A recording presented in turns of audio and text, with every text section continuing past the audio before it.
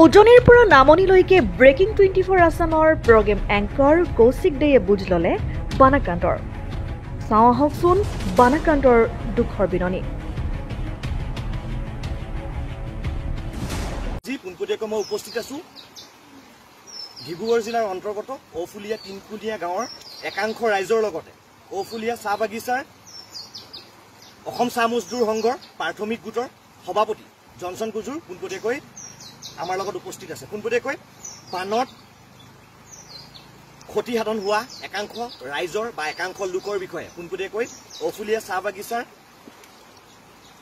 প্ৰাথমিক গোটৰ অসম চাহ মজদুৰ সংঘৰ সভাপতি পোনপটীয়াকৈ উপস্থিত আছে। তেখেতে পোনপটীয়াকৈ উজনিৰ পৰা নামনিলৈ বানৰ তাণ্ডৱ, যিহেতু ডিব্ৰুগড় জিলাৰ অন্তৰ্গত ঔফুলীয়া চাহ বাগিচাৰ তিনিকুণীয়া গাঁৱৰ একাংশ ৰাইজ আমাৰ লগত উপস্থিত আছে। আৰু যিহেতু আপুনি অসম চাহ মজদুৰ সংঘৰ প্ৰাথমিক গোটৰ সভাপতি হিচাপে বানৰ কবলত পৰি থকা ৰাইজৰ সন্দৰ্ভত কি ক'ব?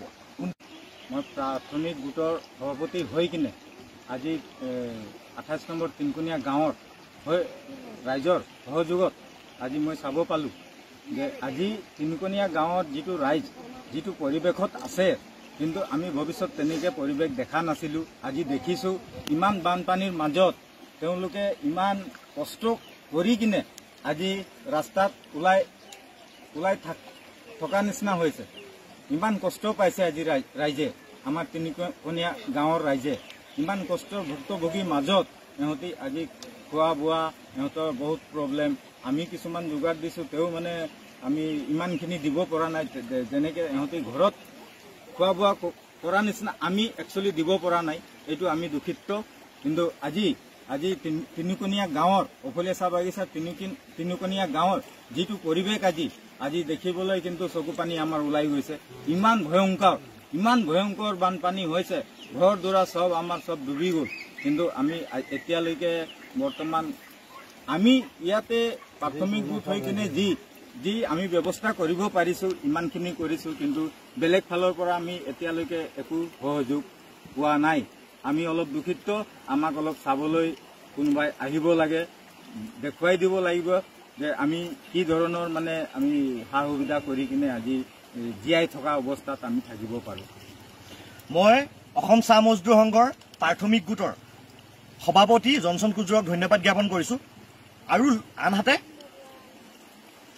বানৰ কবলত যিসকল ৰাইজ ভুক্তভোগী হৈ আছে পোনপটীয়া প্ৰতিবেদন আপোনালোকৰ আগত আগবঢ়াইছোঁ। আৰু একাংশ ৰাইজেও নিজাববীয়া মতামত দিব, পোনপটীয়া প্ৰতিবেদন আপোনালোকৰ আগত আগবঢ়ালোঁ।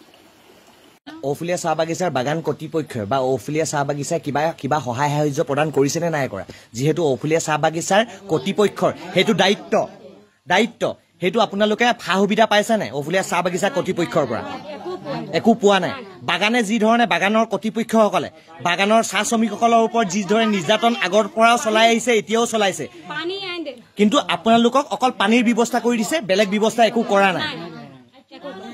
বাগানত হাজিৰা কৰা মানুহ হয়, মই আজি কমাই এসাঁজ আনিম তেনে মোৰ ল'ৰা ছোৱালী খায়। আজি মই যেনেকুৱা অৱস্থাত আছো নহয়, মই আজি ঘৰলৈ ওলাব পৰা নাই, সোমাব পৰা নাই, মই কি হিচাপত আছো আমিহে জানিছো।